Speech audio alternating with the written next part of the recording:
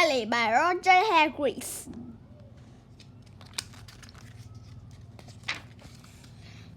Mr. Sally lives in Nonsense, which is a very funny place to live. You see, in Nonsense, everything is as silly as can be. In Nonsense, the trees are red and the grass is blue. Isn't that silly? In Nonsense, the dogs wear hats. And do you know how birds fly in Nonsense?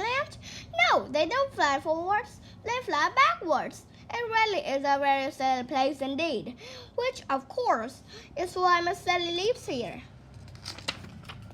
Miss Sally, in fact, lives in the quite silliest-looking house you have ever seen in your whole life. Have you ever seen a sillier-looking house than that? Now, this is a particular story is all about the Nonsense Cup. You see, in Nonsense, each year they hold a competition, and the cup award whoever has the silliest idea of the year. Miss Sally had never won the cup, but each night, lying in his bed, he dreamed about winning it. In order to win the Nonsense Cup, Miss Sally realized that he would have to think of something remarkably silly. He pondered over the problem one morning at breakfast. Incidentally, you may be interested to know what Miss Sally was having breakfast. He was having a cup of tea, which put a spoonful of marmalade into. After that, he had a cornflakes sandwich, and to finish, he had a boiled egg. But me and Miss Sally ate the shell as well. Isn't that a silly breakfast? Anyway, this particular breakfast time, Miss Sally was thinking of how to win that cup. You remember 2 years ago, the cup was won by Miss Ridiculous. He won by repairing his house, which sounds very ordinary. But in fact, Miss Ridiculous had wallpapers the outside of his house. Then Miss Sally remembered last year when Miss Foolish won the cup. Miss Foolish, who was a friend of Miss Sally's, had won the cup by inventing a car. It was a quite normal car. Apart from one thing, it had square wheels. Isn't that silly?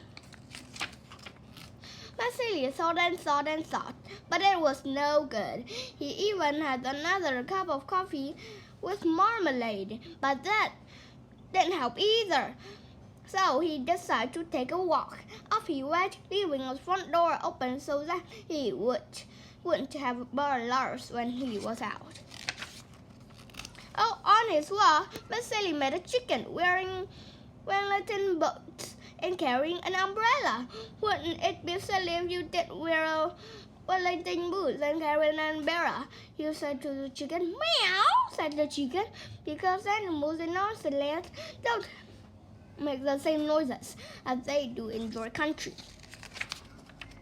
On his walk, Miss Sally met a worm wearing a top hat, monocle, and an old school tie. Wouldn't it be silly if you didn't wear a top hat, a monocle, and an old school tie? He said to the worm. Quack, quack, said the worm. Next, Miss Sally met a pig wearing trousers and a bowler hat. Wouldn't it be silly if you didn't wear trousers and a bowler hat? He asked the pig. Moo, said the pig. Isn't that silly? It was the middle of Sally's walk that he had his idea. It was a beautifully silly idea, quite the silliest idea he'd ever had. He hurried into town and bought himself a pot of paint and a paintbrush. The day of great awarding of the Nonsense Cup arrived. A huge crowd assembled in the city square to who was going to win the cup. The king of Nonsense mounted the specially built platform. Ladies and gentlemen, he said to the crowd, the lady square, it is my pleasure today to award the Nonsense Cup to whoever has had the silliest idea of the year.